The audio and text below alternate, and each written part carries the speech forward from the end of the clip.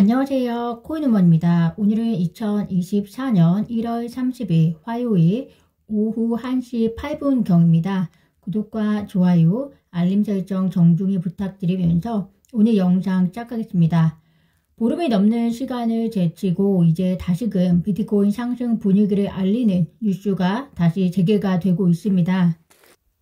비트코인 분석 계정 호드 캐피털이 그레이스케일의 GBTC를 제외한 9개 미국 비트코인 현물 ETF가 지난 11일 거래일간에 약 60억 달러 상당의 14만 178 비트코인을 매입하면서 GBTC에서 매도된 양을 제외하더라도 현물 ETF들은 약 17,571 비트코인을 순매입한 셈이라고 밝혔습니다.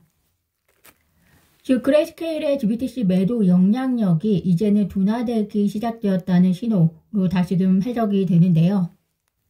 비트코인에 대해서 보수적 분석을 내놓았었던 JP모건 역시 비트코인 ETF 시장이 정상화되고 있다라는 시그널을 보여주고 있다라는 평가를 하고 있습니다. 다만 JP모건의 경우는 그레이스케일로부터 유출도 둔화되었지만 유입 역시 동시에 둔화되고 있다라는 평가를 하고 있고요. 그렇지만 이런 암호화폐 시장의 약세에서 1000 비트코인 이상을 보유한 고래 주소들은 1월에 총 76,000 비트코인을 매집하면서 반감기의 호재를 그러니까 준비하려고 하는 모습을 보이고 있습니다.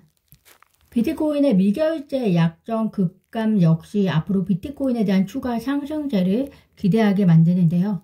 암호화폐 시장의 대장주 비트코인이 우선 상승세를 타야 타 알트코인들의 상승세가 뒤따르는 트렌드를 그동안 보여주었기 때문에 비트코인에 대한 관심을 우리가 놓칠 수가 없는 상황입니다.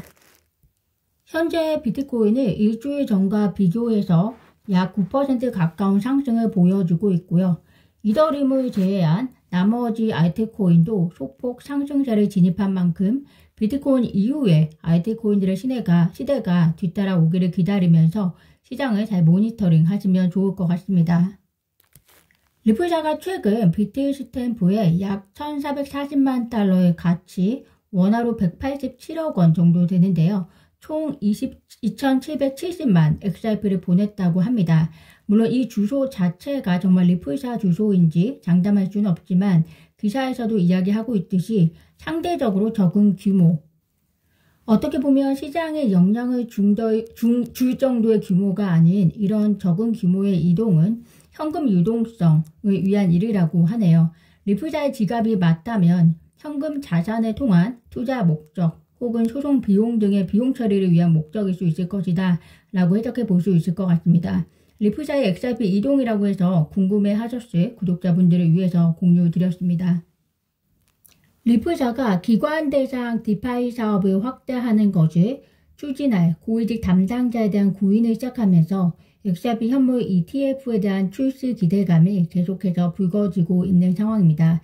XRP 커뮤니티 내에서는 비트코인 현물 ETF의 올해 승인 가능성이 매우 낮다라고 점치고 있는데요. 그 이유는 비트코인 현물 ETF도 10년이나 걸렸는데 XRP는 비트코인보다 더 많은 장애물이 있다라는 것이 이유이고요.